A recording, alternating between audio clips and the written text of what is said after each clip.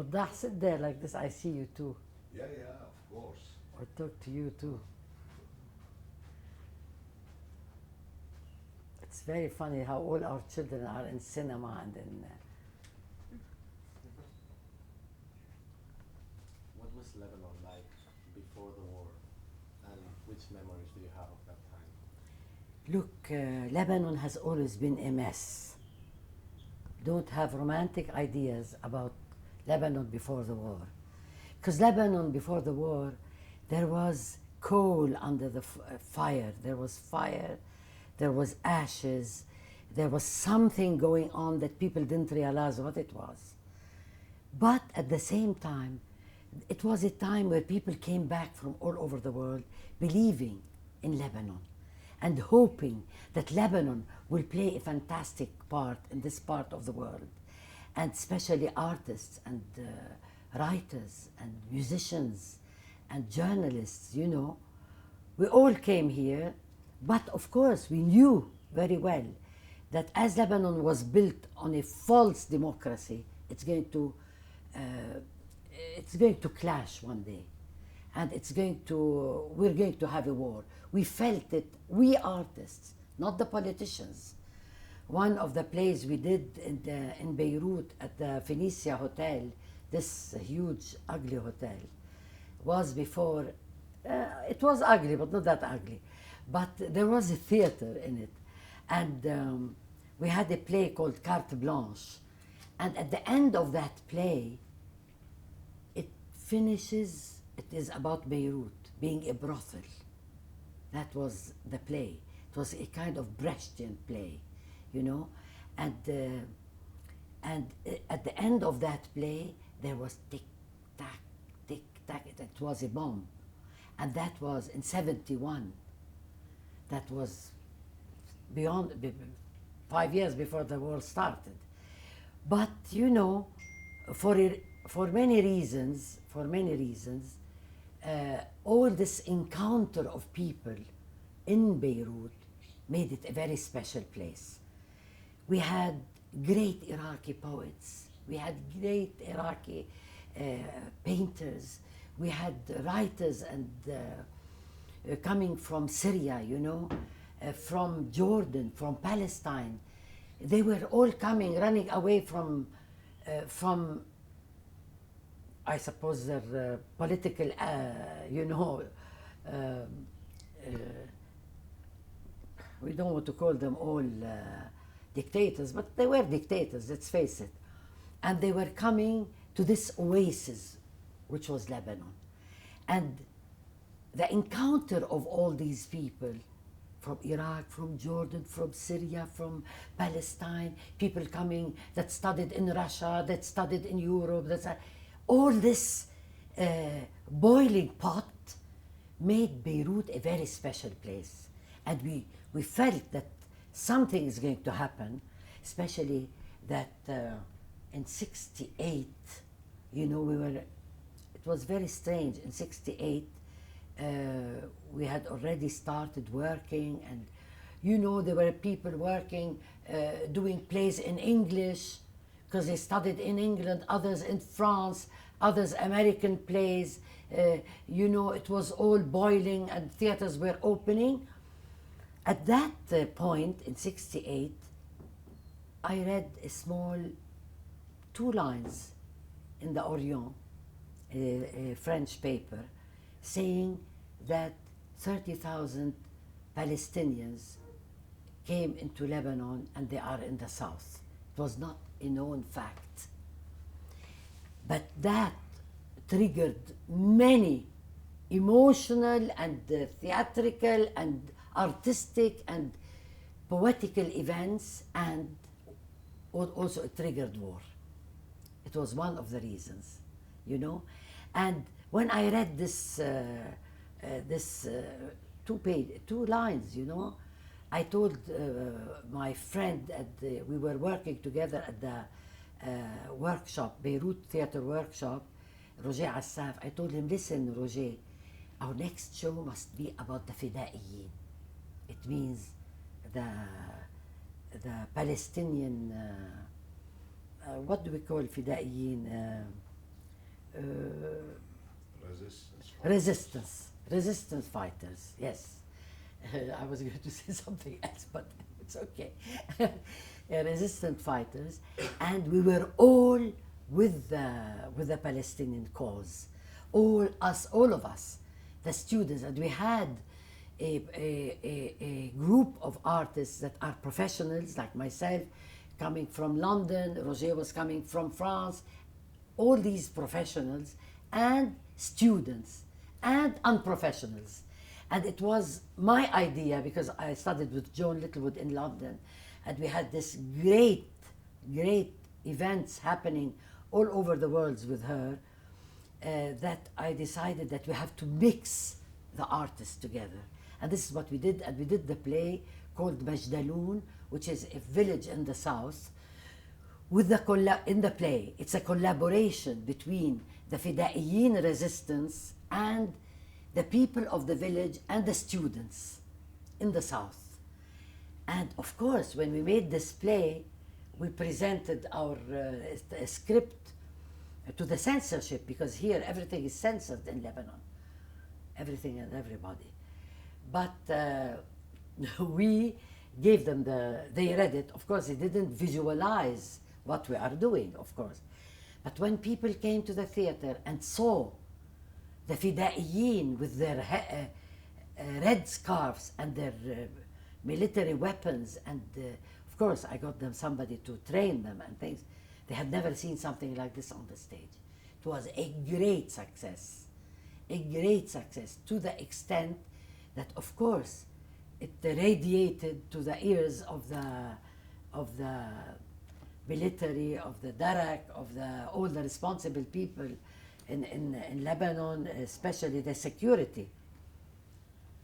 The fourth day of our presentation, we were preparing ourselves, and we discovered that around the theater, you remember, Waddah, around the theater, we had military, we had the 16th Brigade, which was 16th Brigade was a special brigade for people that do all sorts of intellectual and artistic messes, and they used to send them to the universities. And so we went out, we had a look, and we couldn't see outside.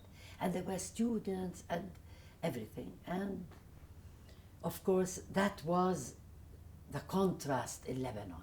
They came in, they forbid us to go on the stage. The gendarmes were on the stage, we were down, and we were singing and chanting revolutionary songs that were written by Walid Ghelmi, God bless his soul. And they forbid us to go. And so I went and called all the journalists that are of interest, of great interest, like Hassan Twaini and all this.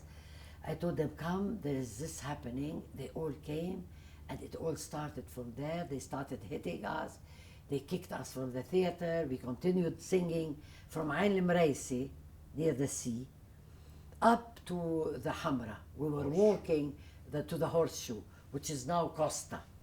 And with all the people, the students, the gendarmes, the army, everybody was walking behind us, and we were chanting, and we arrived to Horseshoe. I'm telling you this story because it's one of a kind. And when we arrived to this cafe where we all used to meet, all the intellectuals, artists, writers, painters, there was, this wonderful Buland al-Haidari from Iraq, Uns al-Hajj from Lebanon, the Nizar Qabbani from Syria, Talal Haidar, all these people were all there, and we arrived like lunatics, and with all these people following us. We went in and we sat, and there was lots of noise in the streets, and Hamra was closed. And I started the first sentence in the play. I started the sentence sitting down. Rida Kibrit answered me, the other one answered me. We were playing, sitting down and walking around. And so the officer came and told me, Ya Sit Nidal, Mrs. Nidal, it is forbidden to play. I said, who is playing? We are sitting in the cafe saying words. It's not, we are not playing. You cannot play in a cafe, you know. He said, I'm warning you. I said, okay. So we continued the play, and then we went in the street, and there was Charles Hilou, was a gentleman. For once, you haram. He was the president of the republic, and he was a lawyer and a nice man. I started cursing him. So the officer came, he said, yes, Nidal, you can't curse the president of the republic. I said, I can, you do what you want. And then they brought us in a huge container, I don't know what it was. And we all went in, and they took us to the end of the Hamra where there was a, and that was also Lebanon. It was the sea and the ski, it was Fairuz, it was beautiful people always saying beautiful things about Beirut, how people can swim and ski the same day, how it's a unique place.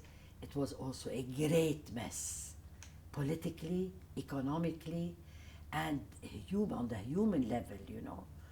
And it triggered, of course the war was preparing itself, because the militia, the Christian militia was preparing itself.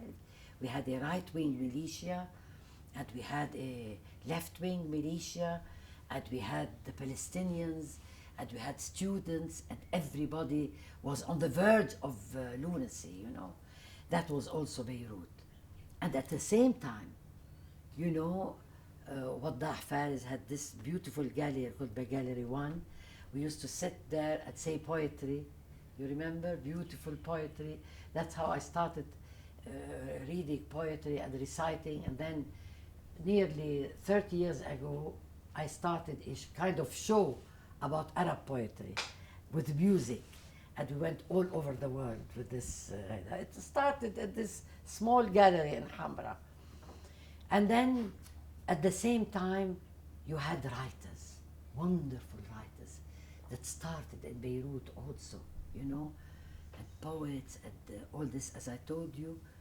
But we were preparing, when the 70s came, we were preparing for the war, and we were feeling it.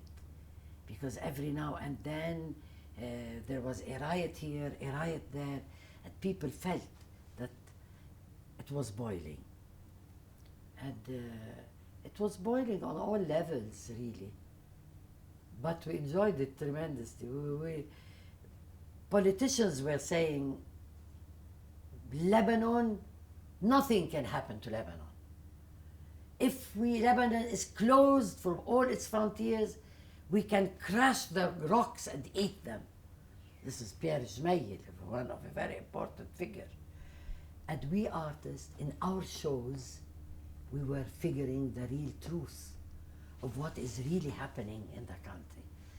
There was a play written by Talal Haidar called Barjan wa Yakut wa Tuffah, about a boy and a girl, about the economic free market and where it's going to lead Lebanon, and the kind of mess we are in. We made another play called, as I told you, Carte Blanche, about Lebanon being a brothel. But people enjoyed our plays and clapped, but they thought we were artists imagining things, and nothing will happen to Lebanon, you know. It was only a few years later that the war started. But it was an impressive time. I know people, you know Fairuz and the Rahbanis and many other artists, you know, they were saying art is for art. And they were saying, we are in this paradise, we want to cherish it, we want to sing for it, we want to sing for the Mukhtar, who is the responsible of the village, you know, for the Mukhtar, for the scent, the beautiful sense of jasmine and all that. We had this kind of art. We had Munir Abu Dibs, who was art for art, who was trying to imitate Greek theater. yeah, and also not only Greek theater, he was imitating Peter Brook and what's his name, this famous Poland wonderful Yes, director yes. from Poland. I can't remember his name. He's one of the most famous. He used the body of the artist just for the muscles, and you only could go 50 people to watch his show. Grotowski. Grotowski. Grotowski. Yeah, and he came to Beirut, and I took Grotowski to a brothel, because he was playing always for very special people, and you know, his theater was called the Laboratory Theater. It's a very famous theater in Poland, you know. But I wanted him to see the real theater of the people. So I took him to the Grand Théâtre, which was burned before the war, and I took him to a beautiful place, you know, where people were playing like the Egyptian kind of monodrama, it was called.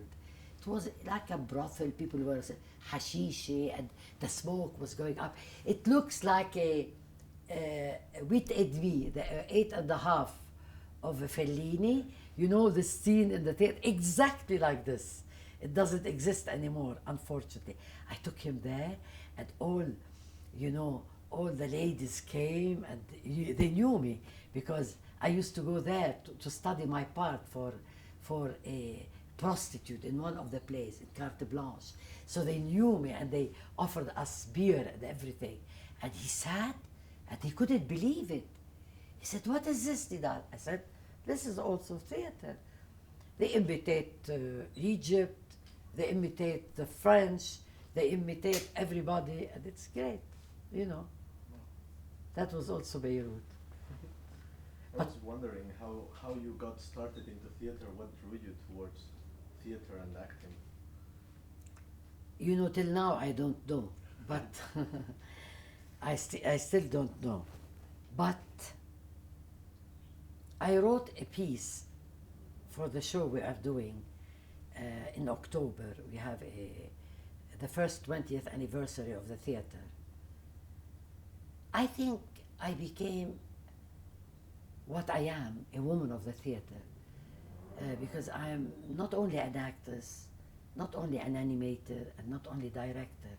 I founded a theater and many troupes, and all this world, I got it from our own house in the mountains, because my father was a politician.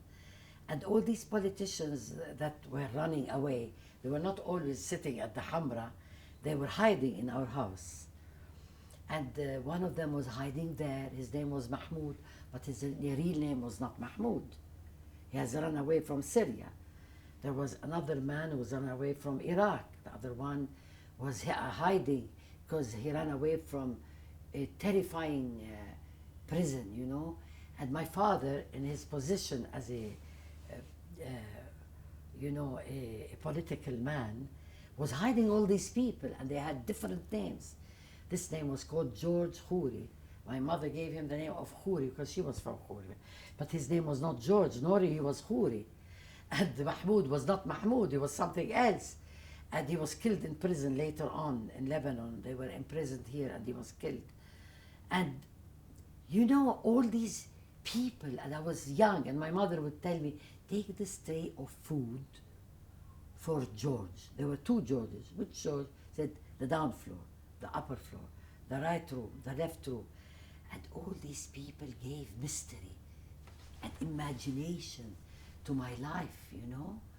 And she would say, "You give them the food, you don't talk to them. ما تكتري حكي. Don't talk to them. Just put the food and leave." I was 10, 12, you know. And it all started in this village. My father had guards outside, but they were not guards. They were something else. They were officers, they were, I don't know. It was completely crazy, our house. And I think this seed of imagination and fantasy, of dream of a better life, came from that place, from my father's house and mother.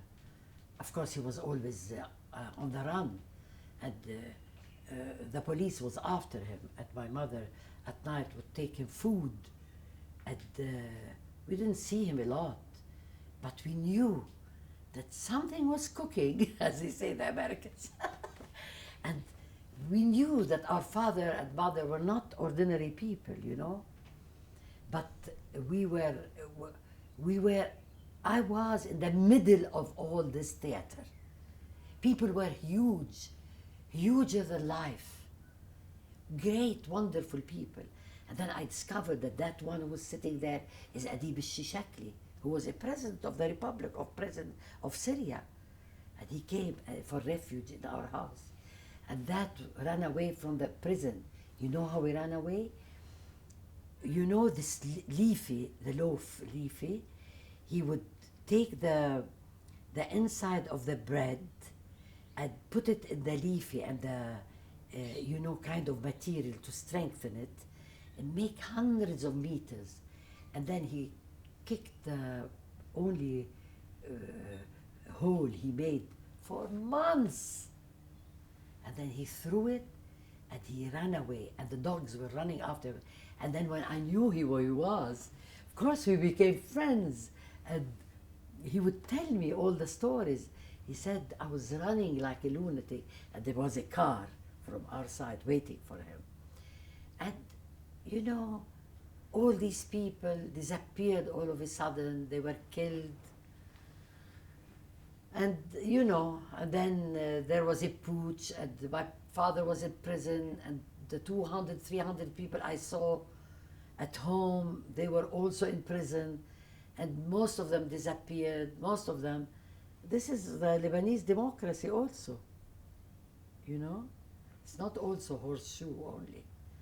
There are other things, yes. So I think I inherited this and I love it. I don't want to be anything, I never did anything else. I acted, I did, you know, I directed, started for 23 years now, after the war, a theater in Beirut, especially for the young. The people my age and a little bit younger are coming. We started a new kind of audience after the war. We had to reassemble all these audiences but the incredible thing is that people of your age that came to my theater, how old are you? 22. You're too old. It's absolutely disgusting. You're 22?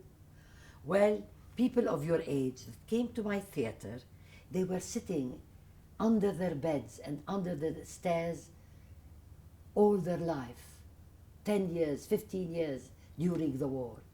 And it's for these people that are 20 and 22 years old, 20 years ago, now they are 40, 45, that I made the theater. Because they didn't know anything about Arab theater, Arab music, painting, reading. They were really in their little, you know, quartiers, their little blocks here and there. These are Shias. The people, the country were divided, of course. And all this non-confessional country, it looked as if it was non-confessional. It was split into sects. The Shias went somewhere, the Sunnis, the Baronites, the Greek Orthodox and all this, and the country became like you are seeing it now. But now it has a little bit of makeup. But the makeup is being washed away and we are seeing the real thing. The rubbish in the streets, there's no electricity, there's no water, there's no city with a soul. Where is the city of Beirut? It's true it was destroyed. We don't know who destroyed it. Why it was destroyed? Was it destroyed on purpose so that they sell the land and they build this awful kind of, I don't know what it is they built. But the people, where I took Grotowski, in the heart of Beirut, where there was a market of fish and a market of, you know, vegetables and fruits and everything inside this place. My father used to take me there because he had a tailor there, he used to tell me, don't go away. Of course, when I'm out in the streets. And you had the real Beirut, the people of your age, the people 25, 30, 35, 50 don't know Beirut anymore. We know it. We know it. And we carry it in our soul. Because there's nothing that reminds of the real city anymore. It's a dead city. It's a ghost city, which they built. But of course, they built the beautiful, huge city. But they didn't think about the water. They didn't think about the electricity. They didn't do anything about it for the past 25 years. So people are suffering from the same thing. That's Beirut also. Yesterday we had the chance to be in Rashana and we met Therese. Therese Basbous. I played one of her plays. I wanted to ask you about it. What is important about Therese Basbous is that my husband Fuad took her play that had, 15 characters and made them 2 or 3 characters. He saved her play, in fact. And in Beirut also, there was a wonderful lunatic called Janine Rbez, who made Dar al-Fan wal-Adab. The Dar al-Fan, people forget to talk about her. Janine Rbez started this cultural center in the middle of Beirut, and we used to go and play there, and there was a kitchen and a table. We started every night to serve drinks and dinner, and we played there, and we played this particular play there. You remember how wonderful it was, wonderful. And there was Etel Adnan, I remember, like me, Etel Adnan, the great poet and painter. She had a whiskey in her hand with lots of ice, and I was playing, and she did this, and she stopped moving her glass for 1 hour, watching us. This was the play of Therese Awad. It was a wonderful experience we had in this. I love Therese. She's not a great writer, mind you, but there is something about, there's something about her. And fortunately, she didn't go to the Saeed Aql. Yeah. There were people that saying, we are not Arabs, we are Phoenicians, we are, we write with the Greek letters. She was going to become this, but I think we saved her. When we visited her now, she knows insisted on her language, Arabic, etc. She wrote it in a very, very strange way. It's a language which is dislocated. The Arabic language is a language like عيناك غابتا نخيل ساعة السحر. It's an Iraqi poet. It's not because your father is here. It's because I love Iraqi poets. This is Badr Shakir al-Sayyab. Look at the language. Iraqi is wrote. عيناك غابتا نخيل ساعة السحر أو شرفتان راح ينأى عنهما القمر عيناك حين تبسمان تورق الكروم. This is the Arabic we speak. تريز عواد. كنت عم اكتب شوي صارت الحروف تفارق. She's a hysterical writer and she dislocates the language, But I liked it. It was a great exercise and she loved it. She never got over it. I think we messed up her life by doing her play. I loved this experience in Dar al-Fan wal-Adab. It was the central cultural experience in Beirut. And it was all central. Yeah, and it was all depended on personal experience, On a brave woman. Yes, And a beautiful, charming one as well. Yes, yes. And you know, there was Dar al-Fan wal-Adab at that time. There was a small theater, Baalbek Theater, which Solidaire took. This where I played Antigone. Also, I have to tell you this experience. In 73, in 75, I think, when the war started. Yeah. We were doing Antigone, a reading of Antigone. The king had two daughters. One of them was backing the resistance, the French, the Palestinian resistance, and the other was with the army. So when the brother of Antigone died, the man of the army, they threw him. They didn't do any excuse me, it's the contrary. When the Palestinian brother who was with the resistance died, nobody did any ceremony. When the man of the army died, they made a huge ceremony. And when the Palestinian brother of Antigone died, she was the only one to go and to pray over his tomb. And this made the king very angry. And that night, the war broke in Beirut. Yeah. And we went out in April. We went out of the theater and we didn't know where we were. It had started already. It was completely and utterly crazy. And that theater, that was beautiful, they took it to Solidaire. Now they sell, I don't know, shoes and I don't know what they sell. And there was the small theater in Ain al-Maraisi where we all started. Wow.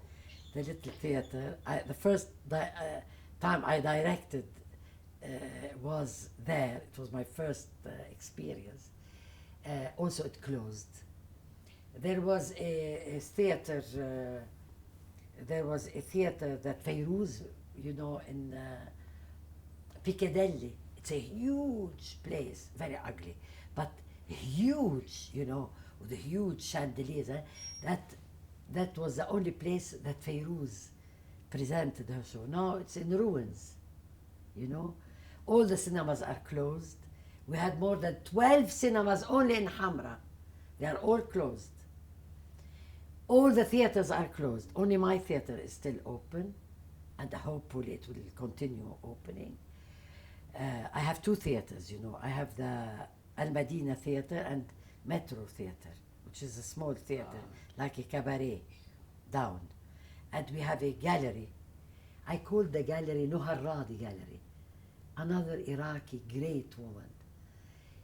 Noharradi was a writer, she was a painter, but she started as a ceramist in Iraq. And when I used to go to Baghdad and stay a long time with my friends, all the artists, you know, it was a beautiful time. Of course, she used to be with me all the time. She died of cancer a few years ago, and I had started the theater, and I decided to call the gallery Noharradi Gallery. So it's called Noharradi Gallery now. That's beautiful. What else closed? Oh, Babel, Haram. Babel, yes. This guy, very talented director. Jawad, he's not a good administrator. Yeah. Very good director. His theater closed. So it's a pity, but Lebanon, I want to say something very cruel, but I have to say it. We will never stand on our feet again, ever. You know why? Because the people that made the war, the princes of the war, want to be the princes of peace and development. It cannot be. They are thieves, they are killers, they are people that really destroyed the country, and they are still masters of the place. The same people made the war. And we will never be the same. We will never stand on our feet again, unfortunately, I'm telling you. I was wondering, because the other day we saw a painting on a wall that said, "Before I die, I want Lebanon to be," and full stop at 3 dots. You can die in peace. It will never be anything Lebanon. It's a mess. The only people that are different are the artists that still believe. And you know, I think we believe not in change. We cannot change anything. We cannot make a revolution. But we can stay in the hearts and souls of people for many years, in their heart. It will not change anything. Maybe it will make them, I don't know. But look, I asked 26 artists to participate that made the cultural scene in Beirut, in our festival, in our احتفالية, which is the 26 said yes. Not one of them said no, because they thought it was such an important occasion to prove to everybody that we are the only people that are making Lebanon. We are the only people that would give the soul and the heart and the spirit to this city. I tell you, not Berri, nor Walid Jumblat, nor all those shits, you know. Nobody. These are the what can I tell you? I can't tell you more. The people that give the spirit and the soul to this country are the artists, the writers, the painters, the people that believe in this country which we do not have anymore and we will not have anymore, but we continue to work. This is it. This is Lebanon. Finally, my last question You is still have questions? one's precisely related to my father. Yes, tell me. He told me that when back in the day you did a play together. Yeah, I have to tell you about it. Please. Continue your question. I'll be... I wanted to know. Look, one day we did this crazy idea. It was a wonderful idea and crazy idea. A friend of ours who died a few years ago, Osama Al-Harif, told me, Nidal, read this play. I read it, gave it to Roger Hassaf. I told him, what do you think? He said, it's a wonderful play. And it's now, it's the moment to do it. Of course, it's still the moment to do it. That was 40 years ago. And it was about, أضراب الحرامية. It means the strike of the thieves. The strike of thieves. And it was about the thieves strike in the city, and because they strike and they don't work anymore, the whole city is dead because they're working with all the others, you know. So we thought it was a great idea. And the greatest idea was, as usual, we the professionals, we asked Waddah, would you play with us? He said, yes, of course, because the intellectuals did everything, you know. They played, they wrote, they had galleries, they had their opinion, they were in politics. Waddah said, yes, I want to play with you. Waddah came, and who else? Badr al-Haj, Aysar Rizallah. Badr al-Haj is one of the greatest collectors in the world, like your father. Are you still the best collector? What does it mean? He is. And Badr al-Haj also, and his, he specializes in old books, Badr. So we were all young and crazy. So I told Roger, we are not going to play this play in a theater. We want to go and play it somewhere else.